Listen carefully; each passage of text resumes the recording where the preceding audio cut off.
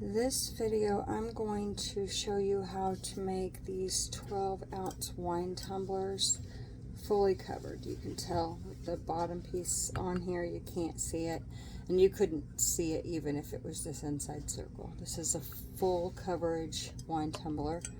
For starters, you kind of want your design to be a little bit busy because it's not going to be flawless. And what I mean by that is if you look, you can see lines, right? Or it looks like it's kind of layered a little bit.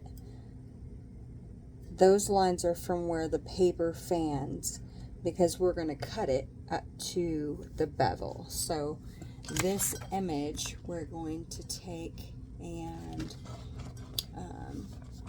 this is where the bevel starts. So we are going to fan all of this by cutting it. So I'm going to show you how I do that. And forgive me, I'm out of these right now, so I have put some sublimation coating on these, and I don't know if I'm going to be able to wrap it on this, but I'm going to try. I'm going to show you though on this one, because it's the normal AGH tumbler that you guys are going to be getting if you order them. So I just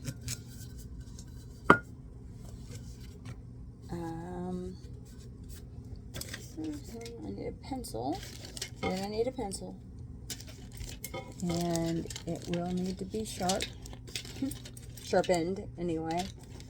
I know I have one, or I did. There we go.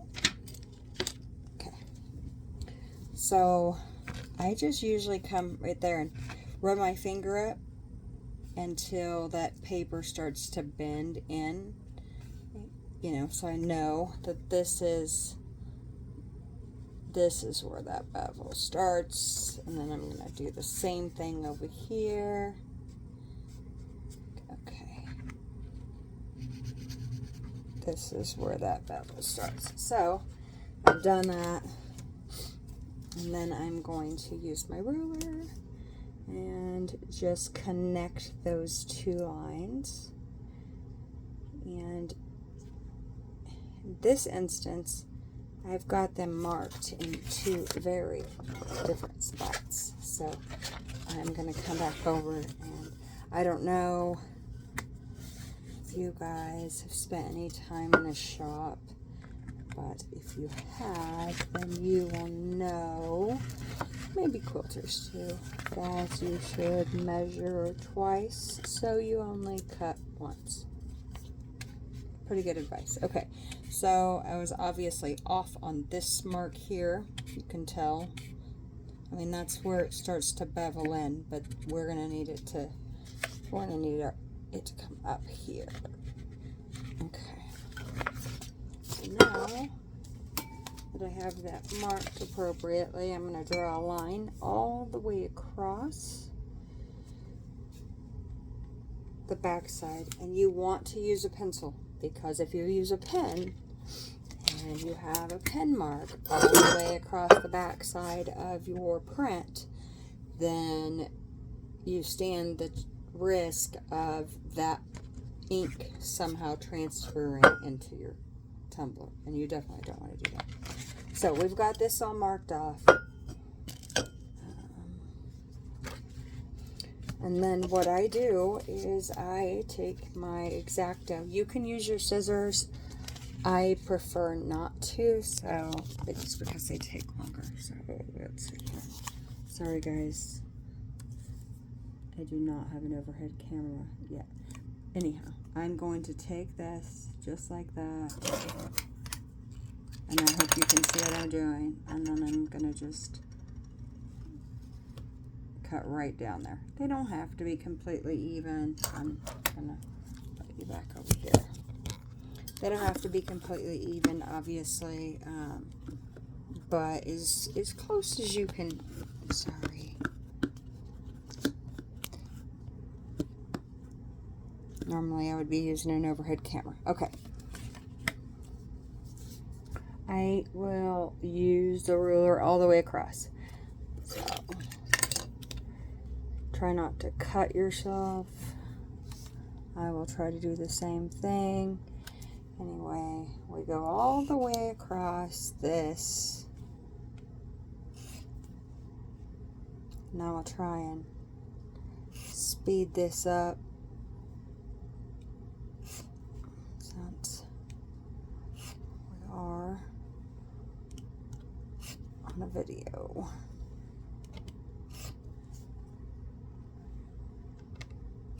These are usually better for lives.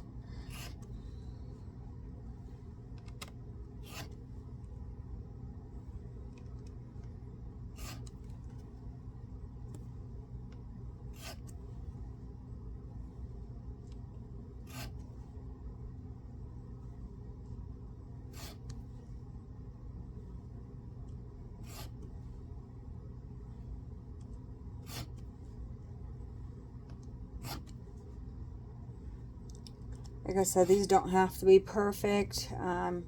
Obviously, you want them straight, but you just come through.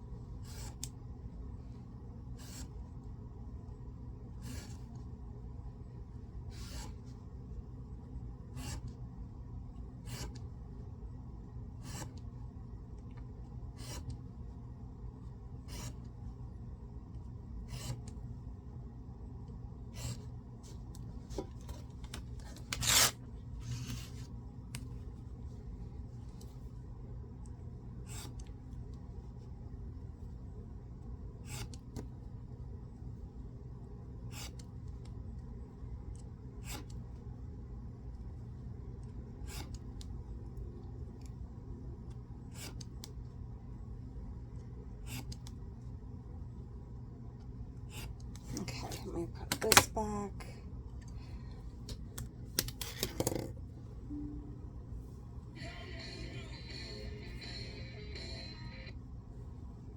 Okay, so I am going to pretend to wrap it on this one, and I'm going to try and put it on this one. I don't know if it's going to work the same because it's a different shape, but we are going to pretend.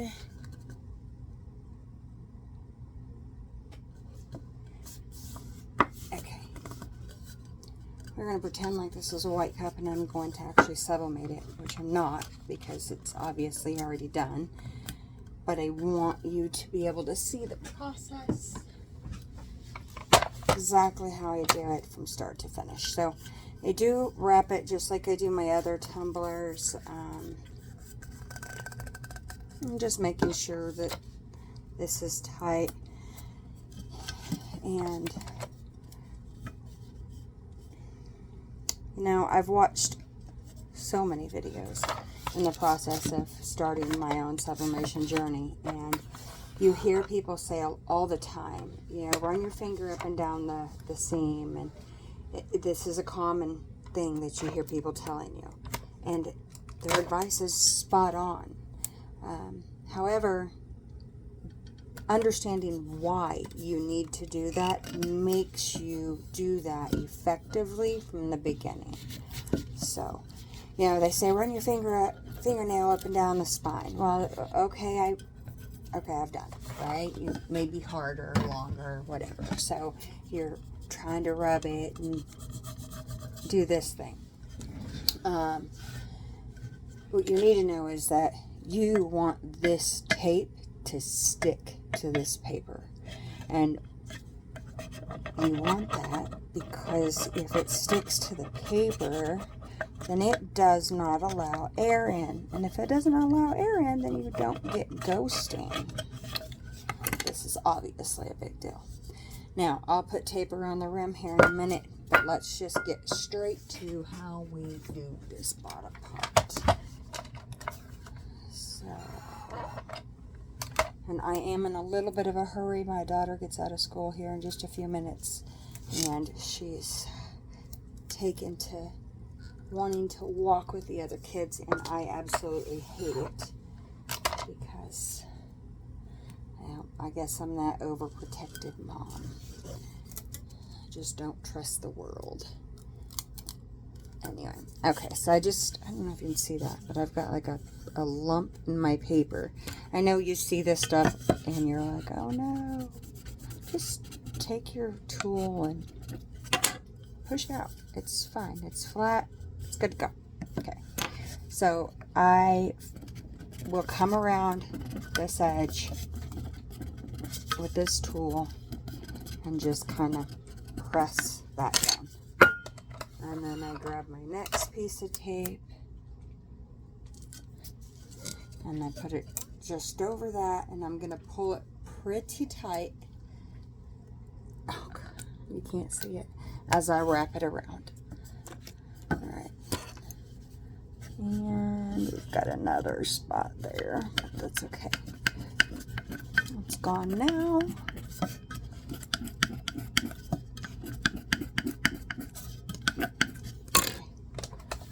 Try and do this without lifting it up in the air where you can't see it.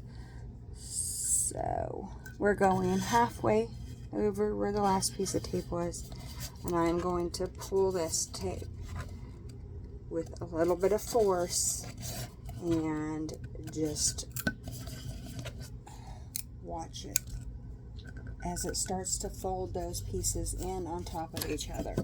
And that's literally how you do these designs. You are slowly wrapping this all the way around, and you have a little bit of overlap and give, which is why you see those lines when I was explaining that this is not perfect. Anyway, here we go again. Oh, man, I keep doing that. And watch as those papers just fold in to the end, and it just gets smaller and smaller as you go.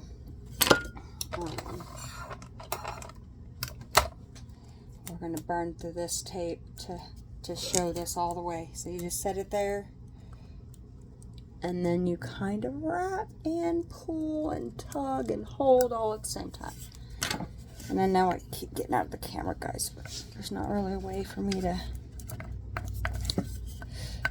not do that. I'll just go back around and make sure that you don't have anything. This is all nice and smooth. And then this one here is going to be the last one. And you're going to just simply try and control it as you wrap it around.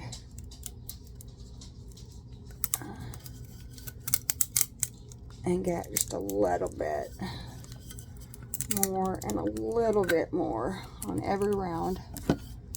Okay. This is pretty much the, well, we got one more piece. Okay, so we are going to start this here. Oh, oops.